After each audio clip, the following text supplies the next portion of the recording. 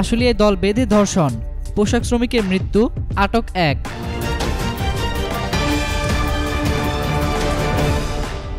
ঢাকার আশুলিয়ায় কথিত প্রেমিকের যোগসাজশে দল বেঁধে ধর্ষণের ঘটনায় তরুণীর রহস্যজনক মৃত্যু হয়েছে।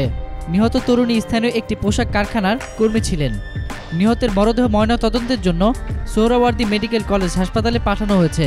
আশুলিয়া থানার ওসি রেজল হক দীপু বিষয়টি নিশ্চিত করে বলেন, আশুলিয়া জামগড়া এলাকার নারী ও শিশু স্বাস্থ্য কেন্দ্র থেকে মাহফুজা আক্তার নামে একজন নারীর লাশ উদ্ধার করেছে পুলিশ। তিনি আরও বলেন, নিহতের বাবা আবু হানিফ মৌখিকভাবে আমাদের জানিয়েছে নাজমা অপমান ও ক্ষোভে রাতে বিষ পান করে। পরে তাকে নরসিংদীপুর এলাকার নারী ও শিশু স্বাস্থ্য কেন্দ্র হাসপাতালে নেওয়া হলে চিকিৎসক তাকে মৃত ঘোষণা করেন। তিনি আরও বলেন, এই ঘটনায় আব্দুর রহিম নামে একজনকে আটক করে জিজ্ঞাসাবাদ করা হচ্ছে। আব্দুর রহিম সতিয়া উপজেলার পিকুলিয়া গ্রামের আব্দুল সাত্তারের ছেলে।